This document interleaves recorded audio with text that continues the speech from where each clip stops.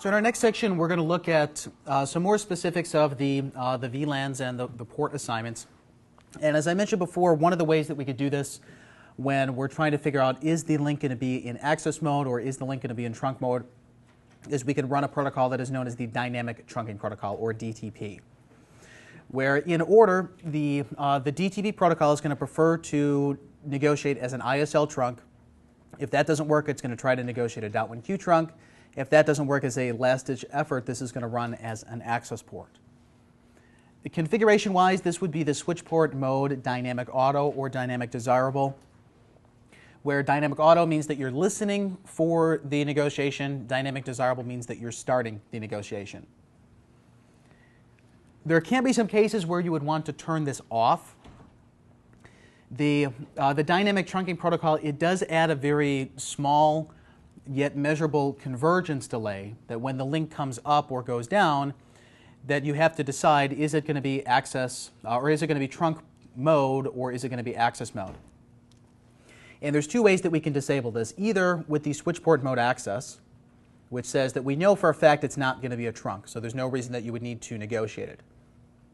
If you said switch port no negotiate, this would be used for cases where you want to run a trunk link, but you don't want to run negotiation.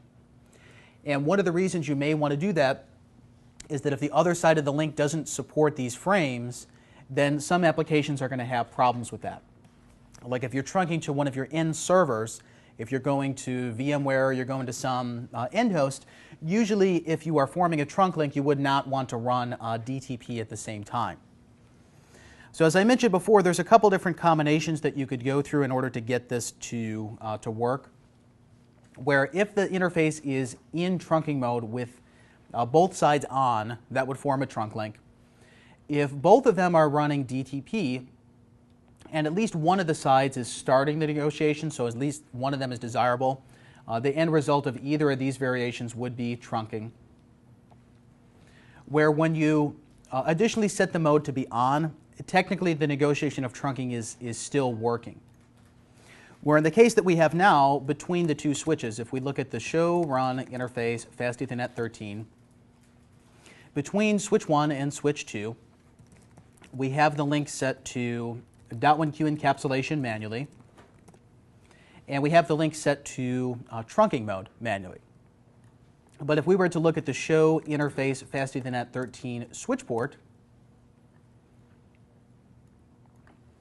we would see that the negotiation of trunking is still technically on.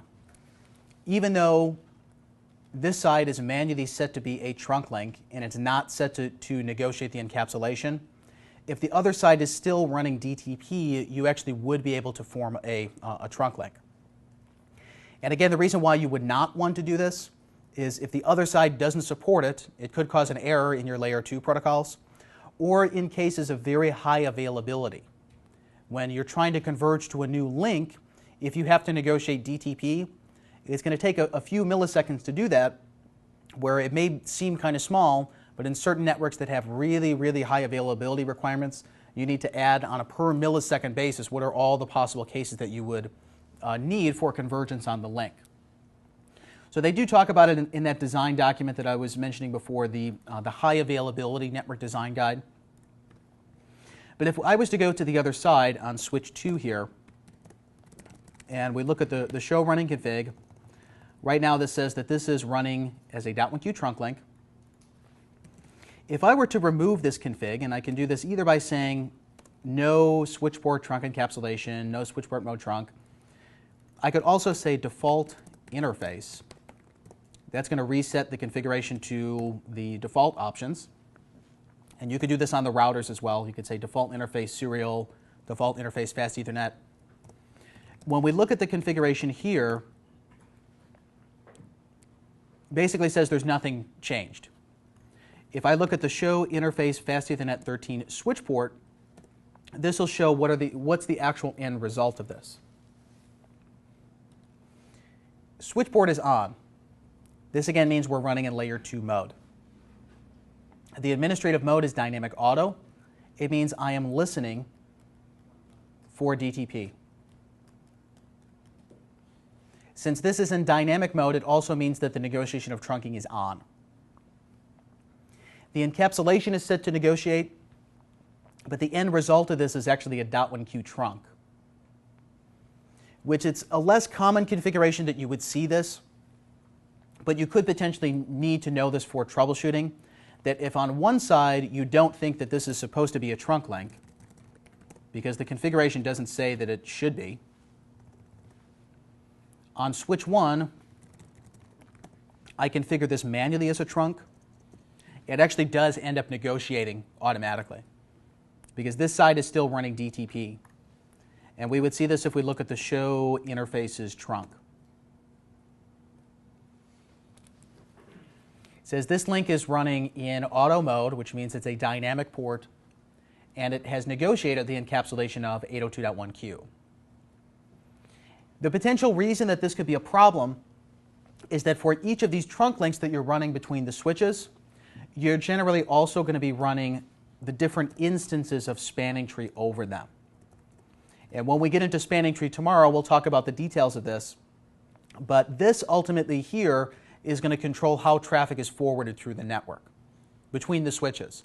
So when I choose to send my traffic to switch 1 versus switch 2, it's going to be dependent on what does the spanning tree domain say for VLAN 10, or what does it say for VLAN 20 versus VLAN 30.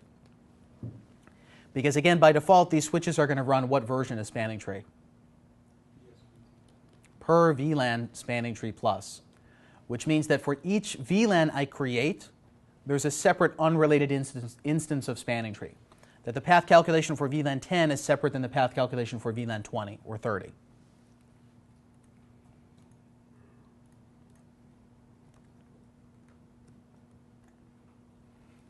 So in the end, as long as you look at either the show interface trunk or the show interface switch port, that's going to tell you what the final result of your configuration is. Are the interfaces running as access ports? Are they running as trunk ports? And if they are trunking, what type of traffic is actually going across them? Now, the other thing that you may want to do with trunking is to limit what type of traffic are you actually sending across the interfaces. And a typical design case that you would want to do this is, let's say that we have some server that is attached. Maybe this is a VMware machine. And on this I have multiple different virtual machines. Like I have maybe a web server, maybe I have a mail server. But for some reason I have these in different subnets. And as I'm attaching to the access layer of the switches, this is a trunk link. And this is going to be an 802.1Q trunk link, because why?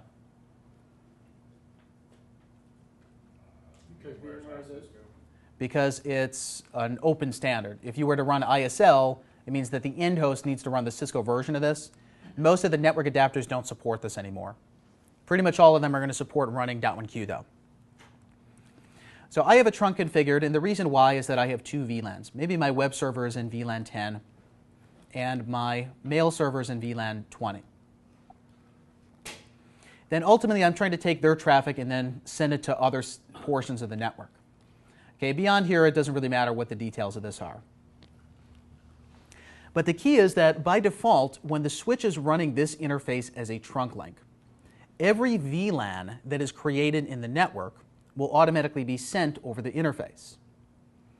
This means that in the layer 2 LAN, if I had other VLANs, let's say 30, 40, 50, and 60, even if the server is not trying to listen for this traffic, it means that any layer 2 broadcasts, or possibly any multicast, depending on the design of the layer 2 network, but at a minimum, the broadcasts that are being sent in these other VLANs, they're going to be forwarding to this machine. And this is going to cause two potential problems. One is that it's using extra bandwidth on the link, and the other is that when the machine receives this, since they're layer 2 broadcast frames, the NIC card would have to listen for them, even though ultimately it's going to throw them away. So in certain cases, you want to limit which VLANs am I actually sending over the trunk links. And this is what the Cisco switches call the allowed list.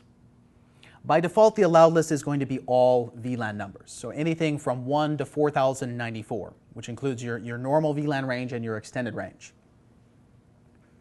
We can remove VLANs from this list which then is going to stop them from being forwarded out that interface.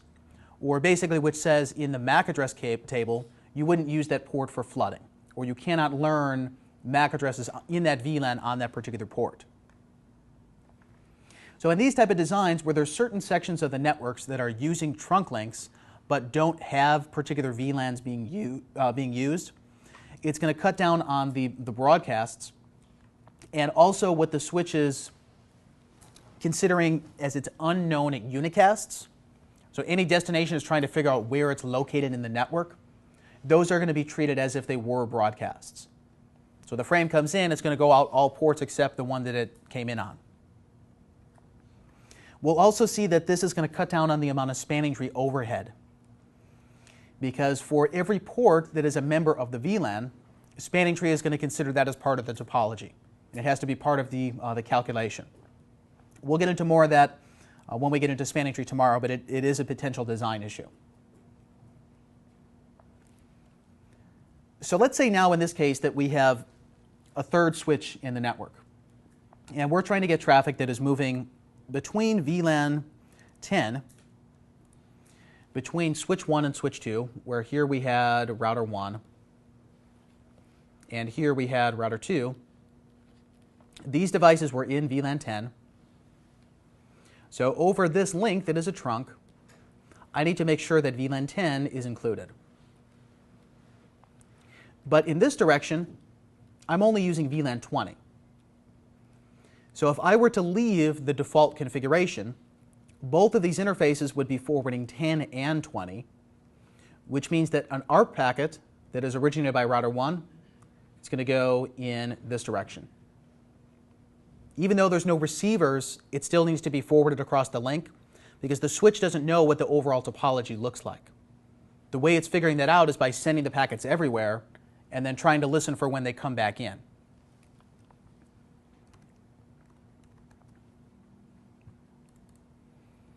On switch 1, if we look at our current trunking configuration and look at the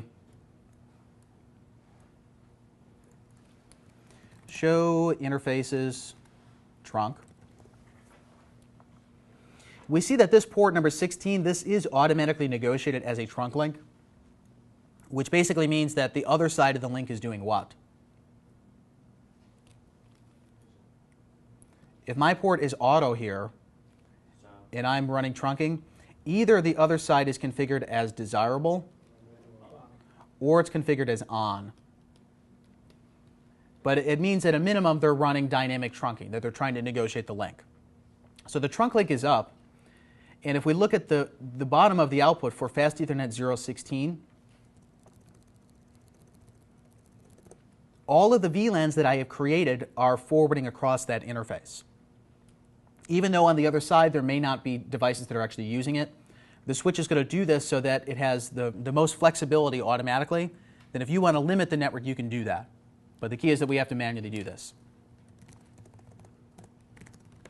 So it's going to be simply one change. At the link level, we say switch port trunk allowed VLANs. These different arguments here, regardless of which ones you use, it always ends up in the same result. That you're going to have some list of numbers that is being forwarded across the link. If I was to say remove VLAN 10, this is basically the same thing as saying the allowed list includes 1 to 9 and 11 to 4094. It's just a shortcut in the syntax where it may be easier to say this than it is to say this one and keep track of all the individual numbers. So if we look at the show interfaces trunk, it says now on this interface VLAN 10 is not allowed. So eventually it means that spanning tree cannot actually use this. So VLAN 10 is removed from being forwarded across that link.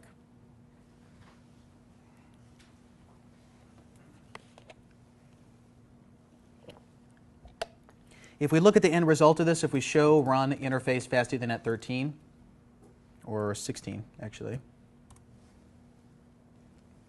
It basically says I can send all traffic except VLAN 10 on that interface. Quick question. When Yes. you remove VLAN 10 from the trunk, what happened to VLAN 10's instance of spanning tree on that switch?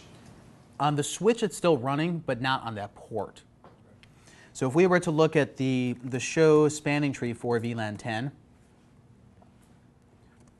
any of the access ports, which in this case the access ports are 1 and 3, these are going to run instances for VLAN 10. Then all of the trunk links, with the exception of 16, would be listed.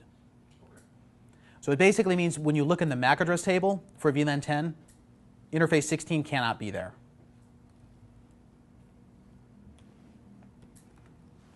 Why would you do it that way rather than just allowing VLAN 20?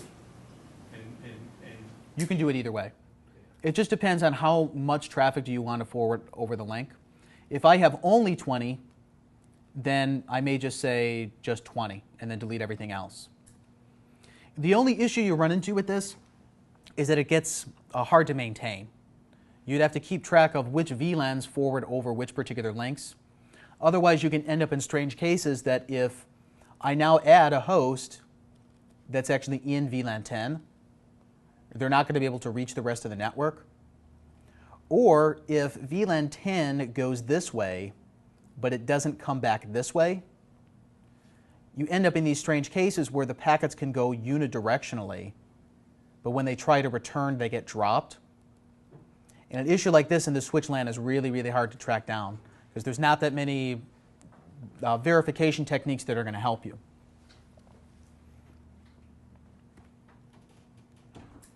So again, you can do this. The problem is that sometimes it gets hard to maintain. So in a lot of networks, there is an automatic way that we can fix this. That I want to run trunking. I want everyone to agree on what are the VLAN numbers, but I don't want to have to manually maintain what are all the numbers that I want to forward over the individual links. And one way that we can solve this is with a protocol that is known as VLAN trunking protocol, or VTP, where VTP solves the problem of the administration of the VLANs. That if I have 10,000 access switches in my network, it's going to be hard for me to keep track of what are the VLAN numbers and where are they supposed to go. We'll see that there are some design problems that are inherent to this protocol. There's a new version that's coming out, VTP version 3, that's trying to fix those. The problem is that most switches don't yet support this. In the newer code, probably within the next year or so, most of the switches should run it. But most of the access layer switches still run VTP version 1 and version 2, which has some security and manageability issues that could cause a problem in the network. But the idea behind this protocol is that we're going to use it to manage what are the VLAN numbers that exist in the network. So VTP stands for the VLAN trunking protocol, or the VLAN trunk protocol, where it's a Cisco proprietary implementation. And the idea is that we're going to use it to advertise what are the names and numbers and the properties of the VLANs. The other sub-feature of this is what is known as VTP pruning. This is going to solve the problem of manually having to maintain those trunk allowed lists on the network. And this is really the big advantage why you would want to run VTP, but there's still some negatives of, in a lot of cases, you don't even use it. You just disable it, then you're going to have to deal with the management of the trunks manually. One key point to remember about this is that it's just used for the administration of the VLANs. So just to make sure that all of the switches agree that VLAN 10 has a name of A and VLAN 20 has a name of B. It doesn't actually control the assignment or the membership of the VLANs. So you still need to go to the access port and say switch port access VLAN and then assign the number. Again, the alternatives to this would be that legacy protocol, the VLAN management policy system, or the 802.1x, which is the authentication version of this. With back-off bypass, right? Right.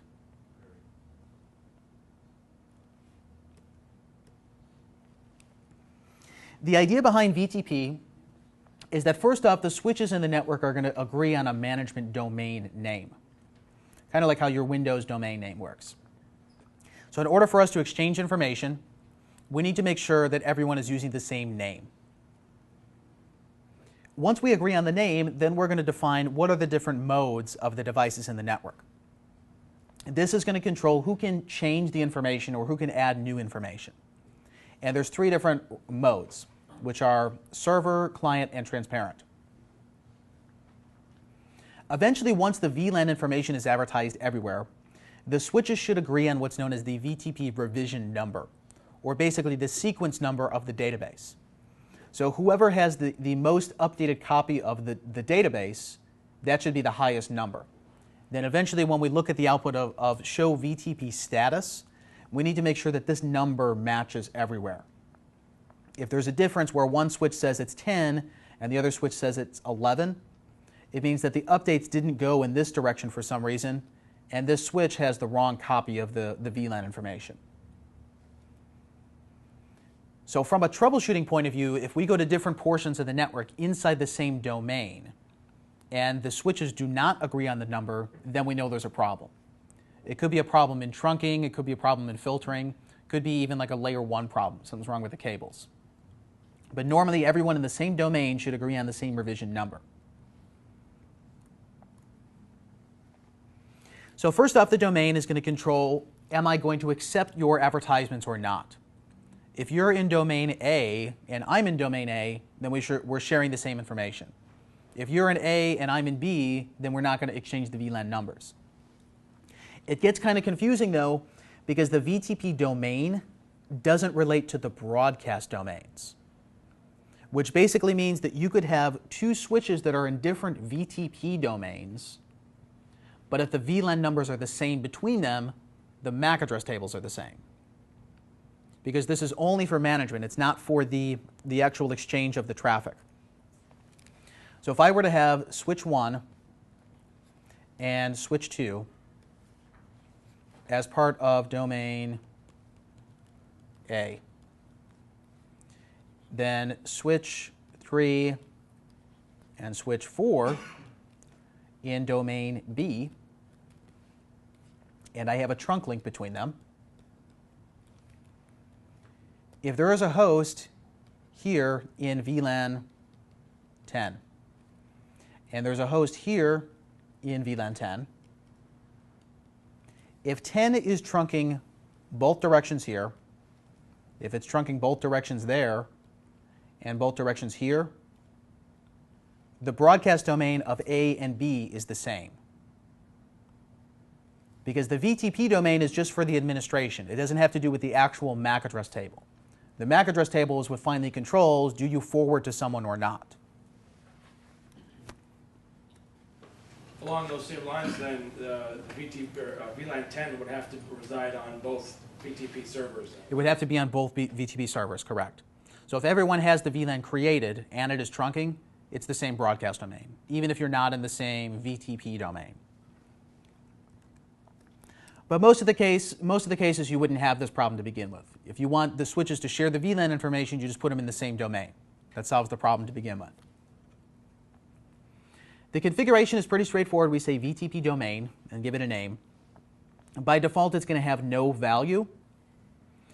And you could consider this as a feature. You could consider this as a bad thing, as a security vulnerability. If the switch hears an update, it's automatically going to install that information. Where if you pull the switch out of the box, boot it up with a blank configuration, the first VTP name that it hears, it's going to configure that and it's going to install their VLANs. And this is one of the potential problems, that if you don't want it to run VTP, you could have someone accidentally delete the VLANs that you wanted. So we'll look at some cases where this can happen, that you have the wrong information and then it gets deleted by somebody else. We can see this when we look at the show VTP status. This is going to be our main verification for this protocol, where by default the domain name is null, so it has no value. This basically means right now VTP is off. We didn't configure it at all. Additionally, it says the VTP operating mode is server. The server is the one that can make changes to the network. So the server is going to be the default mode. This is the one that's in charge of adding VLANs, deleting VLANs, changing the names around. And any changes made on the server are automatically going to overwrite anyone else that's in the network. So the VTP mode server, this is going to be the default command. And they're in charge of making the changes. The VTP client, as you can probably guess, cannot make changes. They're going to learn the information from the server. So they listen for the information, they're going to install that locally, and then continue to send the advertisements on.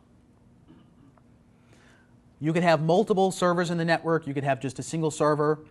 You could configure everyone as having the correct VLANs and then change them to client mode. There's a couple different ways that you could design this. As long as at the end of the day, everyone agrees on the VLAN numbers, that's really what we're trying to accomplish. So this would be configured as the VTP mode client. The third one, the transparent mode, is basically outside the management domain of anyone else. It means that if you hear someone else's update, you can continue to advertise it on, but you're not going to install any other information. This is basically the roundabout way of how you have to turn VTP off. That in the current versions of Catalyst iOS, you cannot say no VTP.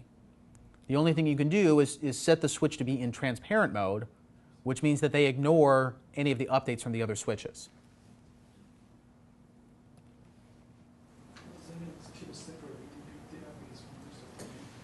It means that the VLAN numbers are locally significant.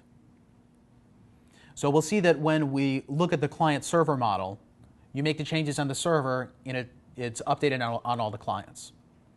But if I'm in transparent mode, when the server makes changes, it doesn't affect me because my copy is local. But it's transparent in that it'll advertise, it'll pass the... Correct. It's transparent in terms that it will continue to advertise them on. As well as have its own locally significant VLANs. Correct. Correct. So the idea is that it's not going to originate advertisements. It's not telling anyone else what its VLAN numbers are, but it allows you to send it through. We'll see that there are certain applications that you need to turn this feature on. One of them is that once the device is in transparent mode, it gives you access to the extended VLAN numbers, where the extended VLAN numbers are going to be the ones that go from 1006 to 4094. So if there's a lot of VLANs that you need to create, in this extended range you need to be in transparent mode. One of the common applications for this is going to be private VLANs. We'll talk about what this means later in the week. The big problem with this protocol, though, is going to be the security of it. Since the idea is that the server is able to add or remove information, if I were to join the network as a server, I could potentially delete all the VLANs, then you won't be able to send traffic between the interfaces. Again, what it does not control is the assignment, the switch port access VLAN number. So if you delete the VLAN, the assignment is still going to be there, but it means the MAC address table goes away.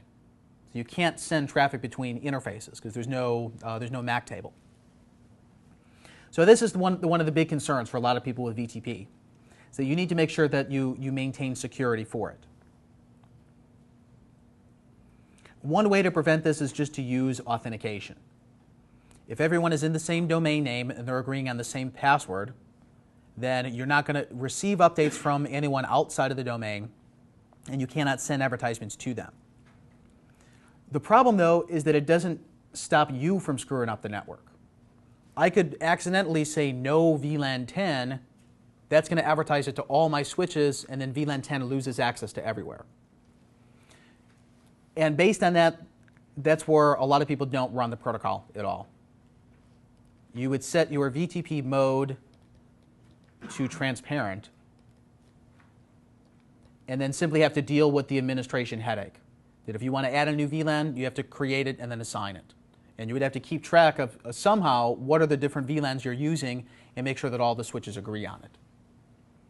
So for a lot of protocols that we'll see like this, different dynamic protocols, it's always the addition of easing the administration with the negative of some of these extra problems that it's introducing. Like security is always going to be one of them. We use the same VTP password, but different VTP domain, it shouldn't work with the same VTP domain. If you have the same domain, Different domain name. if you have different domain but same password, it won't work. So you look at both values. You look at the domain name plus you look at the password. If both of those are equal, then you can accept the updates.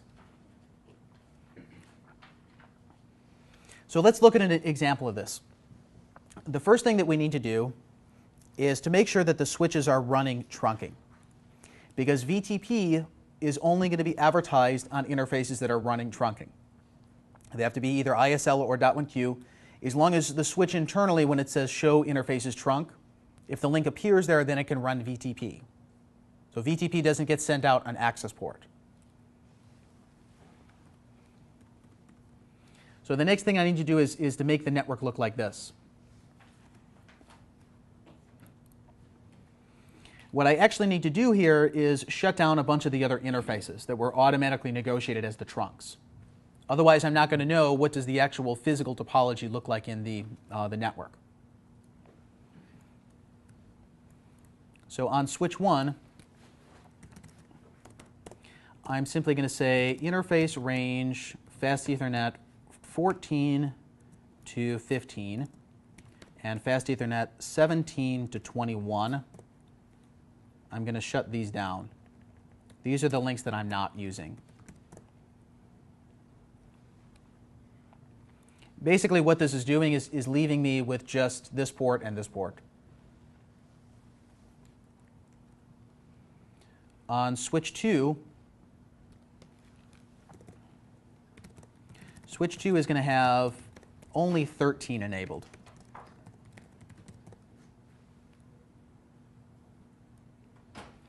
On switch 3, I want interfaces 14 to 18 and 20 to 21 disabled.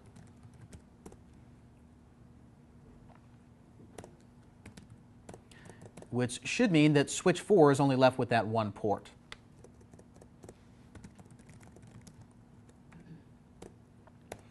So for this to make sense, you need to reference the physical diagram to see how the switches are actually plugged into each other. But the end result of those ports that I shut down, it should be that the network looks like this now. So before we move on, let's double check that real quick. On switch 2, let's look at the show interfaces trunk. I should see number 13 being used, which it is. I don't really care if this was manually set or if it was automatically set. As long as the mode is trunking, that's really all that matters. On switch 1, if we do the same thing, show interfaces trunk, I have interfaces 13 and 16. Now on 16, I previously removed one of the VLANs with the allowed list, so I need to roll that change back. Otherwise, I'm not going to be able to use VLAN 10 on that interface. So to undo this, I'll say no switch port trunk allowed VLAN. Let's see if that removed it. Okay, now it's back to the default, which is fine. On switch 3, if I show interfaces trunk, I have 13 and 19, which is right. Then on switch 4, show interfaces trunk, I should have just 19, which is good. So again, the key is that the links have to be trunks, because the switches understand that the VLAN information shouldn't be advertised at an access port. It's only to other switches that you're trying to run multiple VLANs with. So next on these switches, let's look at the show VTP status. And this is going to show us the current configuration of it, where basically we're going to have just the defaults.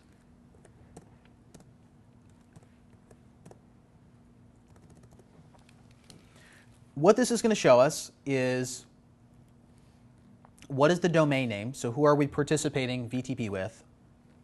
What's the current sequence number, which is the revision number? And how many VLANs do we have created? Ultimately, once the network is converged and everyone agrees on the same VTP config, the domain names should all be equal, the revision number should be equal, and the number of VLANs should be equal.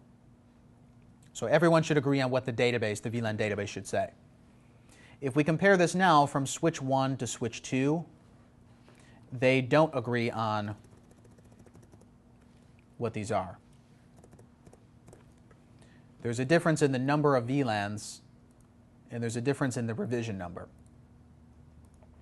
Because on switch 1, I was making changes that I didn't have on the other switches.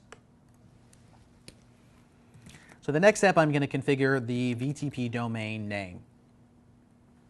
I'll say the domain name is domain 1. Once I make this change, I'm now going to be sending these advertisements out all of my trunk links. The other switches should automatically inherit this. They should automatically learn it. If we now look at the show VTP status, switch 2 is in domain 1, switch 3 is in domain 1, and switch 4 is in domain 1. This is one of the problems of the protocol to begin with. That if you have your network set up and it's working, but you didn't configure VTP, the only thing someone needs to do is turn VTP on, then they have full control over your VLANs. So what this would allow someone to do, let's say we're trying to send traffic between router 1 and router 2 right now. We can see they have connectivity because their VLAN number is correct end to end. If one of the other servers comes into the network and deletes the VLANs,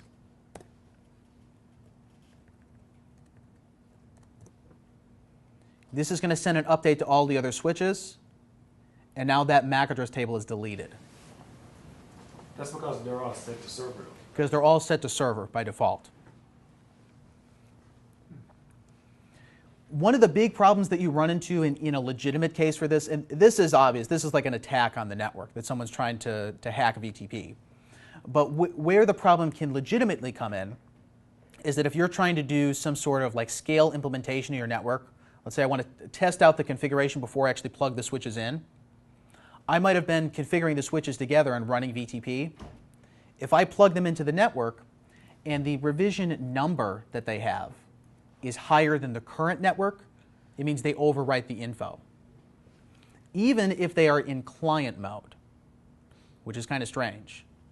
So whoever has the highest revision number always wins. Doesn't matter if they're server or client. Because they send the updates out everywhere. If an update comes in, it says it's revision number 7, I'm just going to delete whatever I have and then replace it with that new update.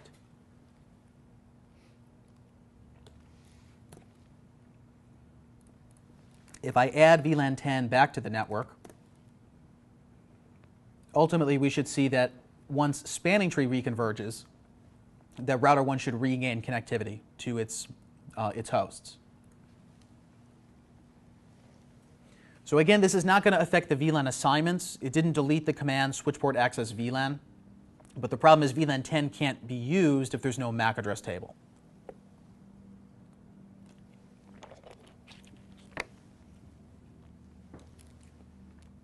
So again, after about 30 seconds, this should come back, which it is now. And let's look at the result of this now. If we show VTP status, it says the revision number is 8. Where previously it was number 6, on switch 4, I said no VLAN, and then I deleted those numbers. This incremented it once from 6 to 7. Then once switch 4 made an update again, it's incrementing it from 7 to 8. So if everyone is running this protocol properly, they should agree on the domain name, the revision number, and the number of VLANs. Where the number of VLANs here is my default number 1, 1002, 3, 4, and 5. and then VLAN 10, which I created. So you'll always see at least 5 there. Those are the defaults. So that configuration last modified by if you had an address assigned to that switch, it would tell you. It would, had the last- right, it would tell you which. So it's not an IP protocol, it's a layer 2 protocol, but this is kind of an identifier that it puts in there. That would have been updated if you configured that switch to have. Right, right. So on switch 4, if I were to say interface loopback 0, has an IP address of 4444.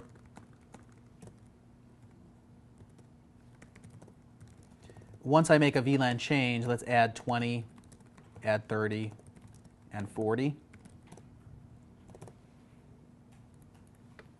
On switch 1, when we show VTP status, that's the person who originated the updates.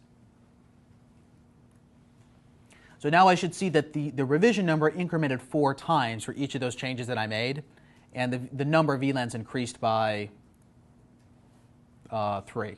Well, actually, no, the revision number would increment by 3 because I made 3 changes. So again, the overall goal of this is just to get everyone to agree on this info. It doesn't change their actual port assignments, it's just the numbers that we're using. But in addition to the numbers, the names are also advertised, which can make it a little bit easier to manage. If I said VLAN 10 has a name of web servers, and VLAN 20 is accounting, VLAN 30 is internet. These descriptions should then be received by all of the other switches. If we show VLAN, now they know what are those VLAN numbers supposed to be for.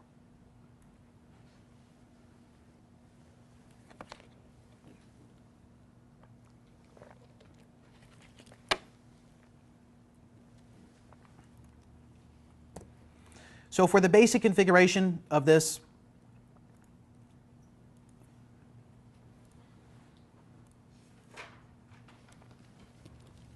it's pretty straightforward. We just need to make sure that everyone agrees on the domain, and then at least one of them are in server mode.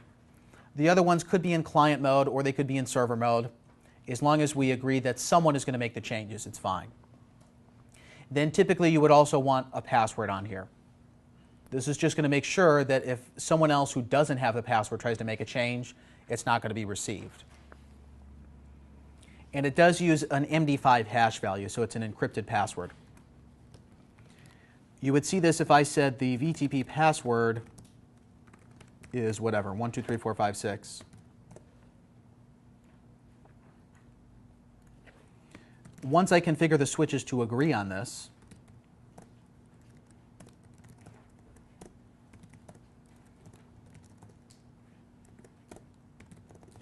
when we compare the output of show VTP status, they're not going to be advertising the password in the updates. They're going to be advertising the MD5 hash value. So the digest is basically the combination of my password plus my revision number, where the revision number is considered a salt or a seed for the hash. It's kind of like a random number that I'm adding in there. But the end result is that everyone in the network should have 0 by 85, 0 by CE, whatever this value is. If we compare all 4 of the switches, that number should be equal.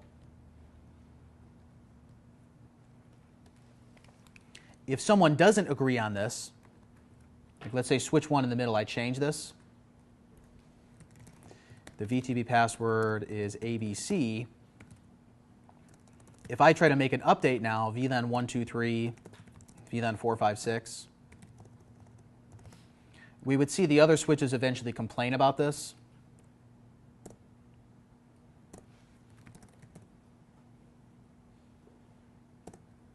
Where some platforms automatically generate a log message saying that there's a mismatch in the hash value between them. But regardless, when we look at the show VLANs, I'm not going to learn 123, and I'm not going to learn 456. Because the device that generated these, it now doesn't have the same hash value as the other ones.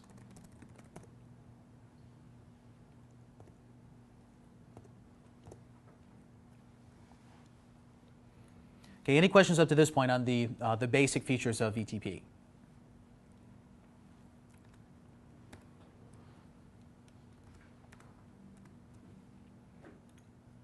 So this on its own is kind of nice that you have a centralized place for the administration. As long as you make sure that the authentication is on and that you don't accidentally delete the VLANs, that's going to be one advantage. But the main idea behind this is that it's also going to allow us to automate what are the allowed lists on the interface. And this is what helps the administration of it be more scalable. That, as I mentioned before, when a broadcast packet comes in, the switch is going to look at what VLAN number did it come in. If it came in VLAN 10, I'm going to send that broadcast out all ports that are in VLAN 10. That's going to include any of the trunk links that are running VLAN 10. The same would be true of a unicast packet or a multicast packet that I don't know where it's going.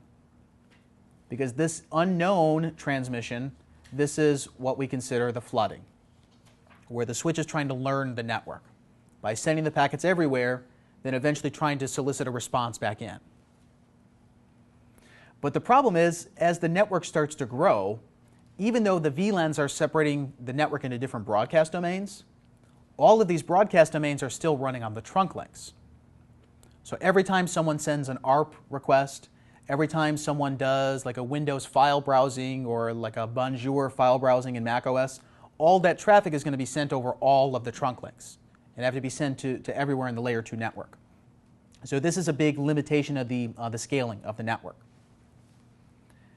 One way we could fix this is by manually editing the allowed lists. To say that at this portion of the network, that's where VLAN 10 goes. On this portion of the network, this is where VLAN 20 goes. But the problem is that's not easy to manage. You need some big diagram that shows exactly the flow of all the VLANs. And if you make one configuration mistake, then you're going to have problems with that connectivity. So VTP pruning is going to try to fix this. That it's assuming the switches already agree on what are the VLAN numbers. We did this because we're in the same domain name. We're agreeing on what the password is. We all have the same copy of the database. So since the switches are already telling each other what are the VLANs they're using, we can also advertise what VLANs do we want and what VLANs don't we want. This is what the pruning is going to accomplish. That for any VLANs that I don't actually have assigned, or any VLANs that I'm not in the middle of you to get to, so anything that I'm not in the transit path to reach, I'm going to tell you that I don't want you to send me that traffic. The only limitation of this is that it doesn't work if you're in transparent mode. Because in transparent mode, the switches do not exchange their databases. They need to run either in server and client mode, and they would have to have the same password, which is a normal config.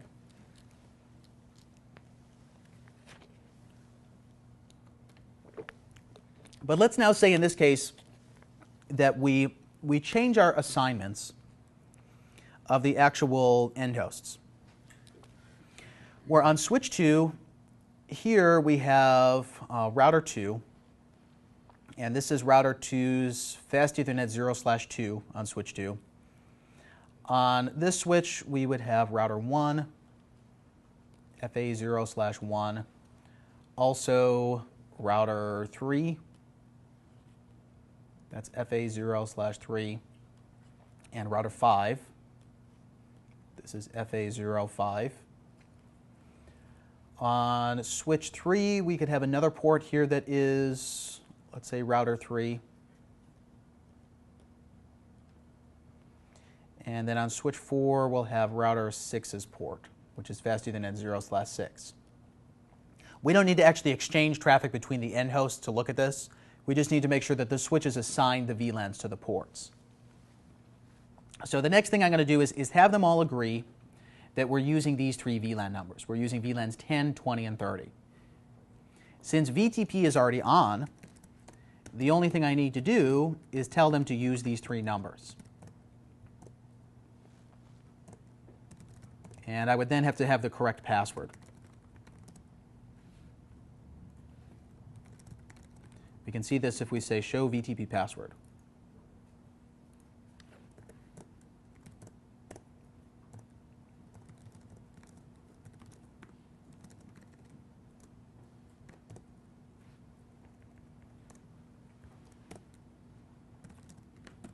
So we have 3 VLANs, 10, 20, and 30. All 4 of the switches should agree on this now. If we show VLAN, switch 2 says 10, 20, and 30 are there.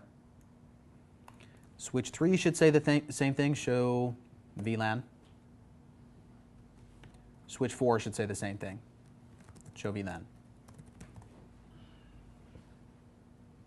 So we're agreeing on the same copy of the database.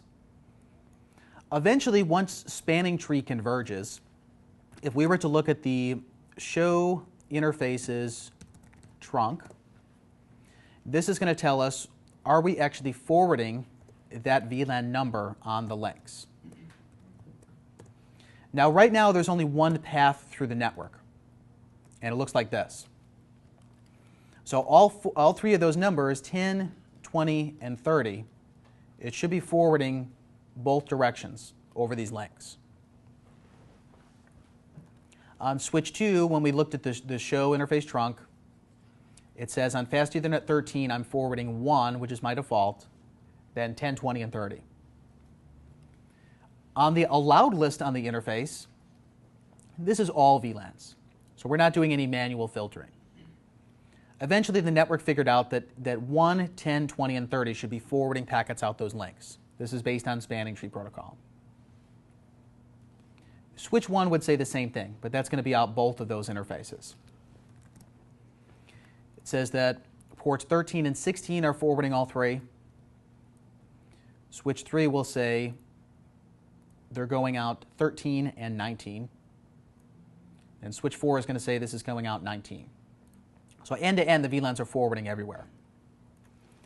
Now, if we actually assign these on switch 4, let's say that the port going to router 6 is in access VLAN 30. On switch 2, this is going to be the port going to router 2. So switch port access VLAN 10. And the other interfaces, let me double check the show interfaces status. Okay, so I only have VLAN 10. That's what I want here. On switch 1 in the middle, I'm going to have all 3 of them. On router 1, we'll have switch port access VLAN 10. On router 3, we'll have VLAN 20. On router 5's port, we'll have 30. If I show interfaces status, again, this will give me a quick way to verify what are the assignments, 10, 20, and 30, plus these 2 links are running as trunks. If there were layer 3 interfaces, it would also say routed in here, routed with a D. But right now, all of them are layer 2 interfaces. Then on switch 3, let's do the same thing. This is going to be connecting to router 3. Switch port access, VLAN 20. If we show VLAN, again, this is another way we can check the assignments. So VLAN 20 is being used, all the other ones are defaults. And then lastly on switch 4. Switch 4 it has that assigned.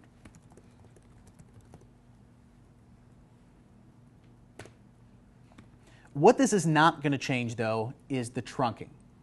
So even though now, since switch 4 is not using VLANs 10 and 20, it's not going to make a difference. If router 2 sends a packet that goes to the all F's address, this is going to go on the trunk link that goes to switch 1. Switch 1 has descended to switch 3. Switch 3 has descended to switch 4. Then eventually switch 4 is going to drop it. But the problem is that on all these transit links, we have to send the traffic even though we don't need it. So from a VLAN filtering point of view, this is where it starts to get really complicated. That what I would need to do on switch 2 is say that the allowed list in this direction includes VLAN 10. On switch 1, I would say the allowed list includes VLAN 10. In this direction, I would say it includes 20 and 30. In this direction, I would need to include 20 and 30. In this direction, include 30. In this direction, include 30. This would be the optimal path, that you're only forwarding the traffic where you actually need it. But the problem is it's going to be nearly impossible to maintain this. That if you make one mistake where here I left off 30, it means that any of the hosts down here, they're now isolated from that other portion of the network. And again, it can be really hard to track this down because your user may say, I can get to this server, but I can't get to that one. It doesn't really make sense if they're supposed to be in the same broadcast domain. So this is what pruning is going to automatically solve for us. The switch looks at what VLANs do I have actually being used. The only change that I need to make is just turn the feature on. So one of the servers is going to start to advertise this option. When we now look at the show VTP status, it says that pruning is enabled. If we now look at the change of the show interfaces trunk, switch 1 says that VLAN 10 goes in this direction. But on port 16, we actually don't have anything going. This means that switch 3 and switch 4 did not tell them about VLAN 30 and VLAN 20. Probably the reason why is the routers have their ports shut down. So what I'm going to do here real quick is I need to enable those interfaces.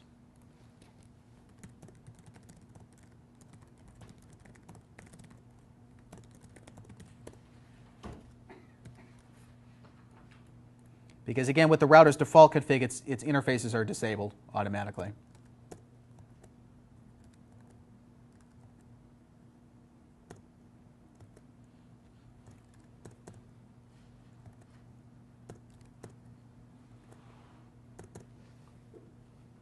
The switches are now getting some log message that their links are coming up. Eventually what we should see change is that when we look at the show interface trunk, this interface here should have values 20 and 30. But the first interface, since the devices on the other side, they didn't need 20 and 30, those are going to be removed.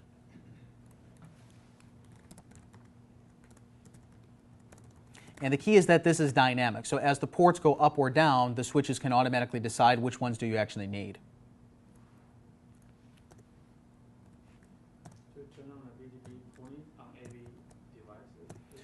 You turn it on one of the servers, and it automatically tells all the other switches that you're running it. So the key is that everyone in the domain has to agree that pruning is on. Otherwise, you could filter out traffic that someone else actually needs. So that's why it's just one flag. You just go to one of the switches, doesn't really matter which one, and just say VTP pruning. Well, it has to be a server. It has to be a server, and it's going to push it out, right.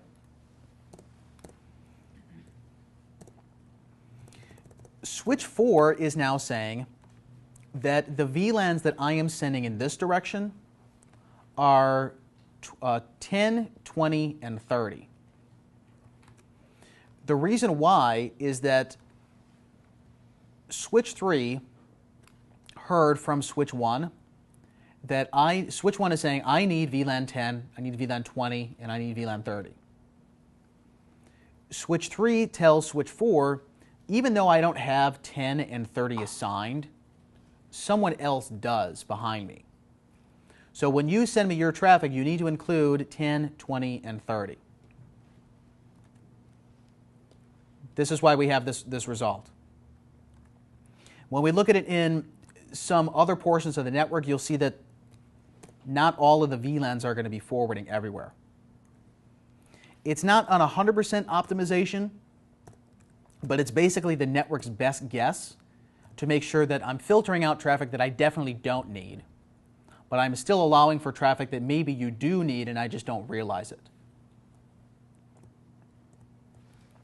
And the way that we can verify this is to look at the show interfaces pruning. It tells you two things here, and it's kind of a confusing logic the way that they the keywords that are used. The VLANs that were pruned for lack of request by a neighbor, these are the ones that I am sending. So this is what I'm actually forwarding on the links. The VLAN traffic requested of the neighbor, this is me telling them I need these VLANs. So I'll port 13, I'm telling whoever's there, I need you to send me VLAN 1, 20, and 30. Whoever's attached to port 19, you need to send me 1, 10, 20, and 30. From the other side, whoever's attached to 19, they didn't ask me for 10, and they didn't ask me for 20. It means I can remove these ones from the trunk. So when you compare the output of the show interface trunk to the show interface's pruning, they're basically the opposites of each other. Where on this interface, I am sending out 1 and 30 because they didn't ask me for these ones. But for this interface, they basically asked me for everything, so I have to send them everything. If I correlate this with what's on the other side of the links, like if we were to go to switch 1, when switch 1 looks at this port here, 16, I asked them for 1, 20, and 30. This is what switch 1 should be sending out this port. So this is me telling them I need these 3 numbers. This is them acknowledging it, saying I'm going to forward you those 3.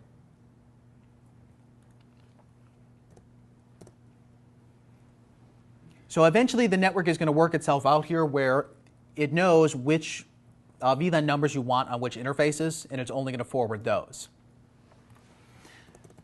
There's one key point here that is missing from a lot of the documentation, a lot of the explanations of VTP. The network runs a very conservative logic that says if I tell you I'm running pruning and you don't reply to me, I don't know that if I filter the traffic out that the network is still going to work. So the problem that you run into is if I had a link that's going to a server. Let's say that this is our VMware machine. And I'm running .1q here.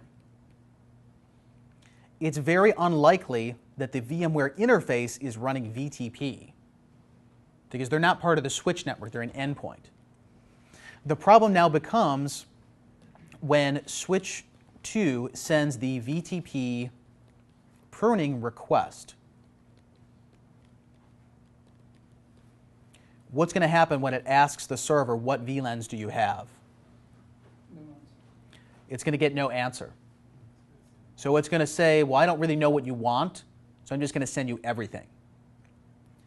The end result that you have is that switch 2 then says, I need everything. Switch 1 says, I'm in the transit path for everything, and switch 3 says the same thing. So it basically undoes the design. Where this should be like one of the first bold things that it says of VTP, that if you have a trunk link that is not running pruning, it's going to undo all of the other pruning in the network. So if you have this specific design, what you need to do, and let's say we did this on switch 2, that if I were to say on any port, switch port trunk encapsulation is .1q, and the switch port mode is trunk. Once I do this, if I were to look at switch 3, I'm going to see that this is going to change to all VLANs. And it'll take a little bit for once spanning tree converges.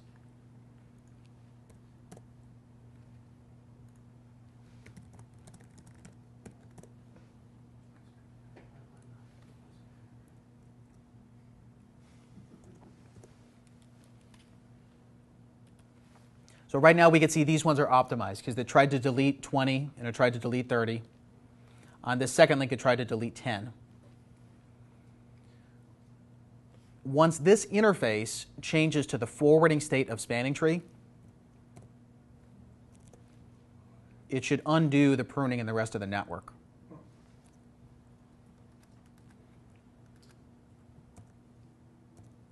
Which it'll take a little bit of time to propagate, but eventually everyone is going to agree that you have to send all VLANs.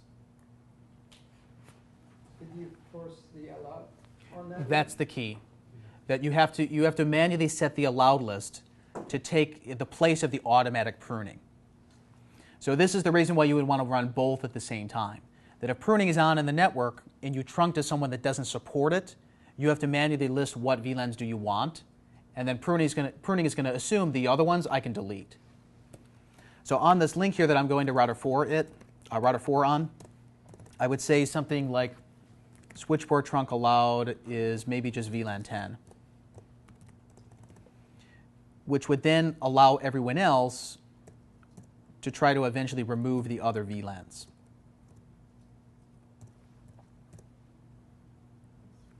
So now 20 and 30 removed from that port. Quick example here. Let's say you have like 20 VMware hosts connect from port 1 to 20, and I already know exactly what VLAN I have. I VLAN 1 to 20, right? Mm-hmm. Only 20 VLAN. So I need to use the allow list to make sure that other VLAN do not. You should, correct. And I also need to enable pruning as well, or no? You don't have to enable pruning. At least you should edit the allowed list. But the key is that this is only used in cases where the end host is trunking. Yes. If you have the VMware machine and this is just an access VLAN, it's not a problem. So if the virtual machines are all in the same subnets, normally you would only have one VLAN assignment. But if they're in different subnets and you're doing different VLANs, then you would want to choose which VLANs do you send them. You only send them the VLANs that they're actually encapsulating. So it's kind of like an efficiency versus the management of the network.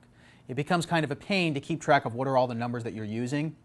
But if you don't use that, the network becomes really inefficient, and you could easily eat up all the bandwidth on the link for traffic that you don't even want. Basically, what I'm hearing is in ESXi deployments, if you don't set the allow list, you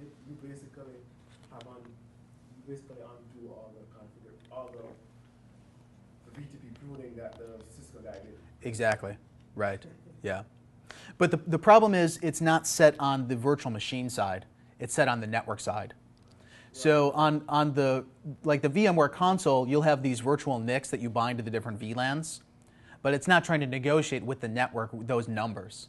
It's up to the network just to offer those numbers, and then the virtual machines are going to send them wherever they want. So if we look at the configuration for this, it's only one command change for the pruning,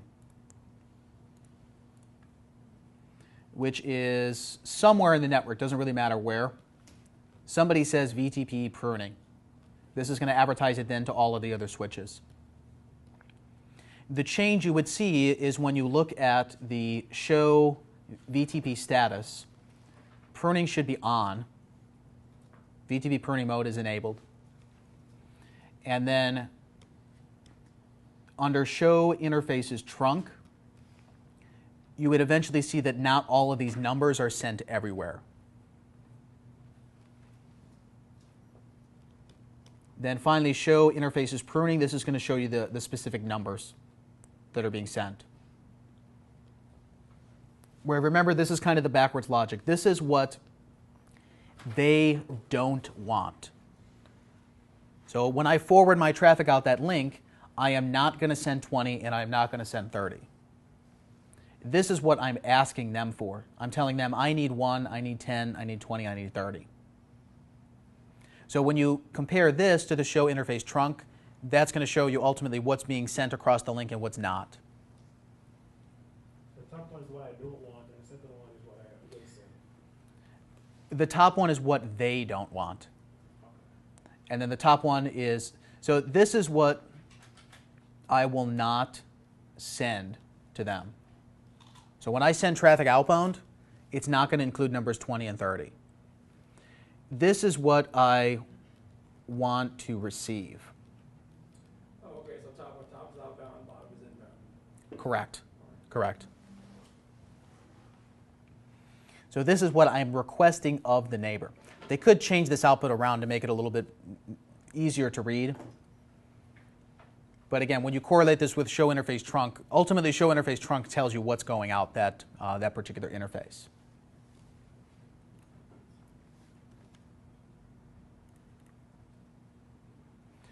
Okay, any questions on anything we talked about today in layer 2 switching? With a port connected to like a VMware device, and you want it to trunk, can it negotiate at all, or do you need to set it to on? You need to set it to on. I believe that DTP is a Cisco proprietary protocol.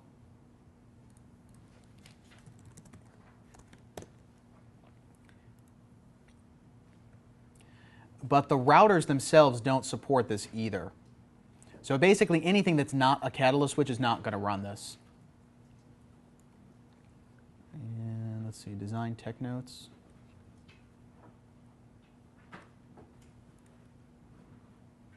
I'm pretty sure it's Cisco proprietary. But in reality, why would you want this in the network to begin with? You know what should be a trunk and what should not be a trunk. If you let the network automatically negotiate this, you run the risk of sending traffic a different direction than you wanted to, and that's when it makes it a little bit more difficult to troubleshoot. So again, it's always the, at the expense of extra management, the network is going to be more secure and more accurate. Same thing with like the VTP.